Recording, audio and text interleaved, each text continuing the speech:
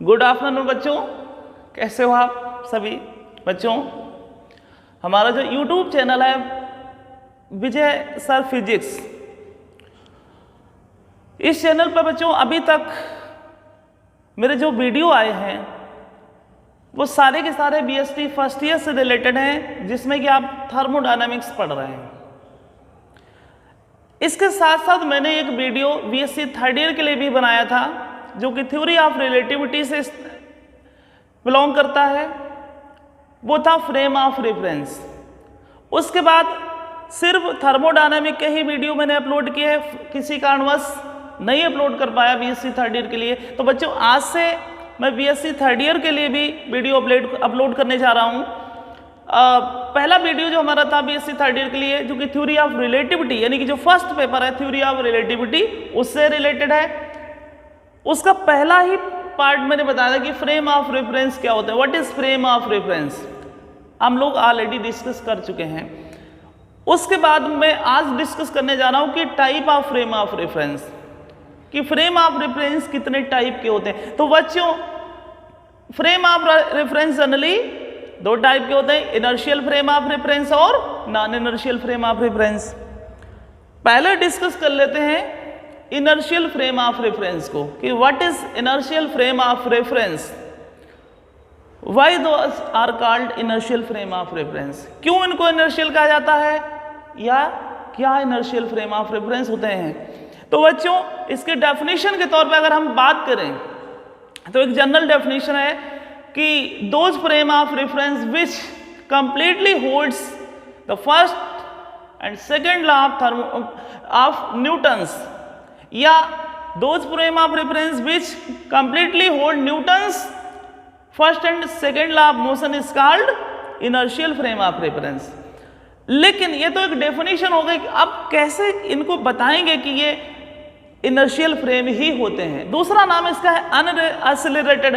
तो अनएक्सेलरेटेड से ये शो हो रहा है कि ऐसे फ्रेम ऑफ रेफरेंस जिनमें एक्सेलरेशन 0 होता होगा, तभी उनको हम एक्सेलरेटेड फ्रेम ऑफ रेफरेंस कहते होंगे। कैसे, देखिए एक डेफिनेशन इसकी और भी है कि यदि किसी फ्रेम ऑफ रेफरेंस पर लगने वाला एक्सटर्नल फोर्स यदि 0 है, यानी यदि किसी फ्रेम ऑफ रेफरेंस पर कोई एक्सटर्नल फोर्स कार्य नहीं कर रहा है, इसका मतलब वो कांस्टेंट वेलोसिटी से मूव कर रहा होगा।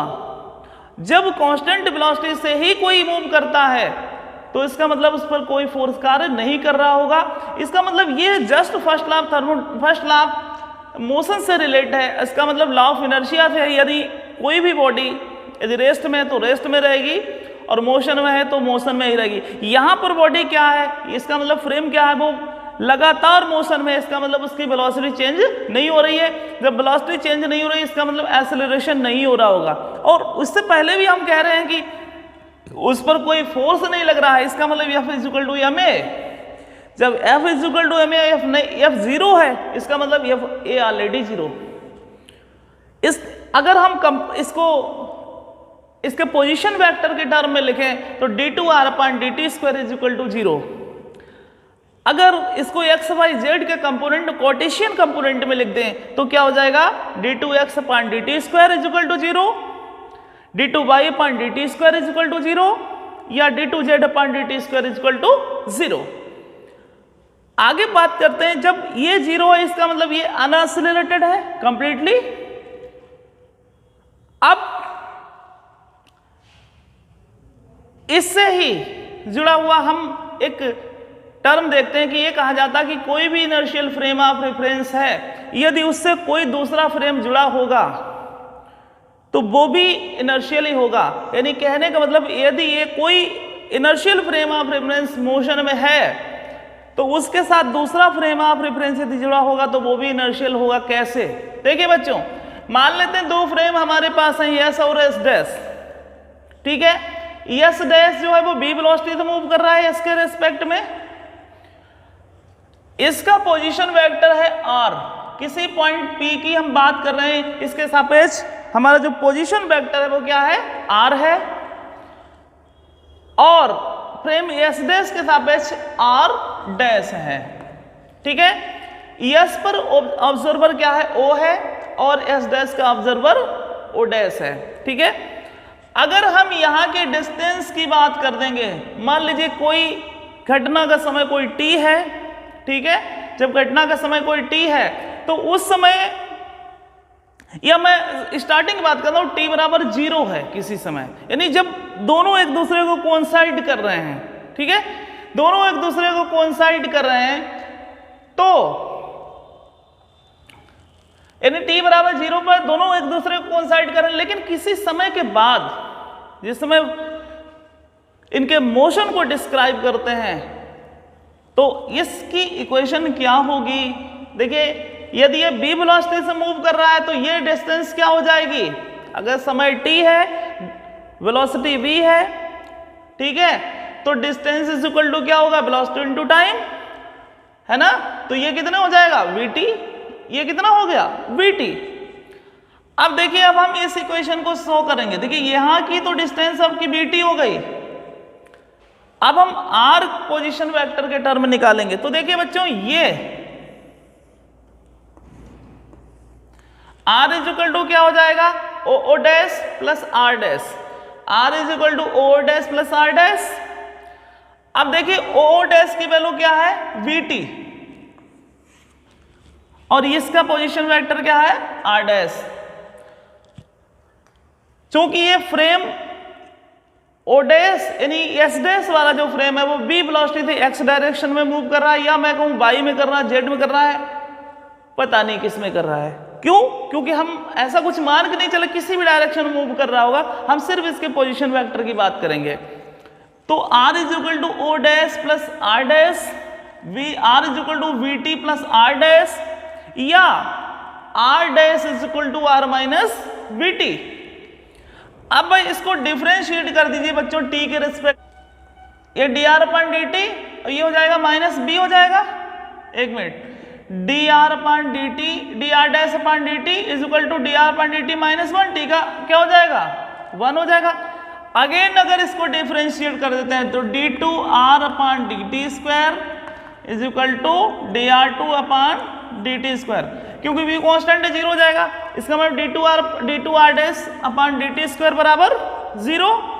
इसका मतलब ये हो जाएगा a, ये हो जाएगा a डैश, ये हो जाएगा a, ठीक है, a डैश और a, इसका मतलब दोनों फ्रेम के जो एक्सेलरेशन है वो बराबर है। इसका मतलब यदि ये प्रूफ होता है कि कोई भी फ्रेम जो कि इनर्शियल फ्रेम के साथ जुड़ा हुआ है वो भी इनर्शियल होगा। अगर हम अर्थ की बात कर लें, ठीक है, क्योंकि एग्जांपल इसके क्या होगा, जितने भी फ्रेम हैं जो कि कांस्टेंट वेलोसिटी से मूव कर रहे हैं वो सारे के सारे इनर्शियल फ्रेम ऑफ रेफरेंस होंगे। अगर एक बहुत ही इंपॉर्टेंट चीज है कि कोई फ्रेम अगर अर्थ से जुड़ा हुआ है तो वो क्या होगा, तो जनरली कई कॉन्सेप्ट आए, कई अवधारणाएं रही हैं इस पर, लेकिन फाइनली ये माना गया कि अगर कोई फ्रेम अर्थ से जुड़ा होगा तो वो इनर्शियल नहीं होगा। ठीक है, क्यों नहीं होगा? क्योंकि अर्थ जो है वो अपनी एक्सिस पर भी मूव कर रही है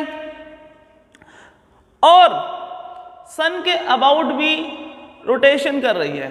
ठीक है, तो यदि कोई पार्टिकल अर्थ से जुड़ा हुआ है तो यह देखा गया है कि उसका सेंटीपिटल एक्सेलरेशन है a is equal to omega square R E, वो लगभग आता है 3.4 इंटू 10⁻⁻2 मीटर पर सेकेंड, जिसको हम निगलेक्ट नहीं कर सकते हैं। यदि इसको निगलेक्ट नहीं कर सकते हैं तो ये इनर्शियल नहीं होगा।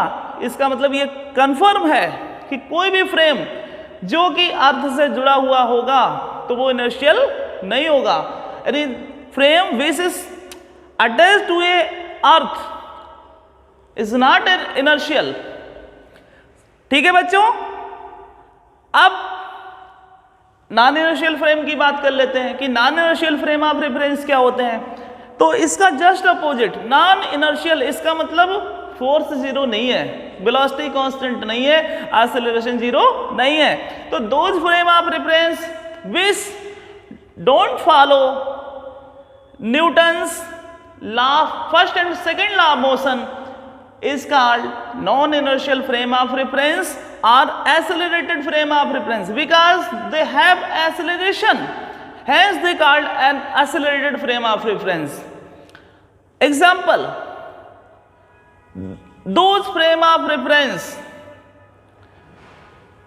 which is oscillated and rotated, यानी कहने का मतलब है जितने भी फ्रेम ऑफ रेफरेंस जो कि एक्सेलरेटेड हैं, यानी एक्सेलरेशन जिनमें होता है और रोटेट होते हैं, वो सारे के सारे non inertial frame of reference होते हैं। ठीक है, अब देखिए बच्चों, इसमें भी एक हम निकाल लेते हैं कि एक बहुत इंपॉर्टेंट मतलब एक पॉइंट है इसमें कि मान लें अगर हम यहां पर कोई फोर्स जीरो हो जाए, यानी यदि कोई नॉन इनर्शियल फ्रेम है, उस पर कोई पार्टिकल है और यदि उस पर F बराबर जीरो है, तो बच्चों यदि फोर्स जीरो हो जाए और ये पार्टिकल नॉन इनर्शियल से जुड़ा हुआ है, तो उस पर एक्सटर्नल फोर्स तो जीरो है, लेकिन उस पार्टिकल को एक ऐसा फोर्स महसूस होगा जो कि डायरेक्टली अप्लाई नहीं हो रहा है बट उसको फील हो रहा है। ठीक है, तो जब कोई पार्टिकल इस तरीके से मूव करता है कि उस पर कोई भी एक्सटर्नल फोर्स कार्य नहीं करता है, लेकिन उसके रोटेशन के कारण कोई ऐसा फोर्स उस पर लगता है जो कि डायरेक्टली अप्लाई तो नहीं हो रहा है लेकिन उसको फील हो रहा है। ठीक है, यानी हम लोग मान लेते हैं अपने ऊपर कि अगर हम पर कोई फोर्स कार्य नहीं कर रहा है, ठीक है, लेकिन या झूले पर देखिए आप, जब झूले पर आगे की ओर झुक जाते हैं, ठीक है, तो ऐसा लगता है जब झूला आगे जाता है तो ऐसा लगता है कि हम लोग गिर रहे हो, लेकिन गिरते नहीं हैं। क्यों? उसकी वजह यह है कि हम पर कोई फोर्स कार्य नहीं कर रहा है, लेकिन हमको हमारे एक्सेलरेशन के कारण, ठीक है, नेगेटिव एक्सेलरेशन के कारण हमको महसूस हो रहा है कि हम पर कोई फोर्स कार्य कर रहा है, लेकिन ये फोर्स डायरेक्टली अप्लाई नहीं होता है। तो जब किसी पार्टिकल पर कोई फोर्स डायरेक्टली अप्लाई नहीं होता है लेकिन उसके एक्सेलरेशन के कारण, नेगेटिव एक्सेलरेशन के कारण फील होता है, तो ऐसे फोर्स को हम कहते हैं स्यूडो फोर्स। ठीक है, तो force which is not directly applied but appears to most negative acceleration is called pseudo force। ठीक है, तो ऐसे फोर्स को हम pseudo force कहते हैं। समझ गए बच्चों? अगर आप हमारा चैनल YouTube पे देख रहे हैं तो इसको लाइक करिए, सब्सक्राइब करिए, शेयर करिए, और अगर कोई आपको टर्म नहीं समझ में आ रहा है या हो सकता है मैंने कोई टर्म ऐसा बोल दिया हो जो कि आपकी समझ से बाहर हो या आप उस पर डिस्कस करना चाहते हैं, तो हमें कमेंट बॉक्स में लिखिए। लेकिन please support my channel. Thank you बच्चों।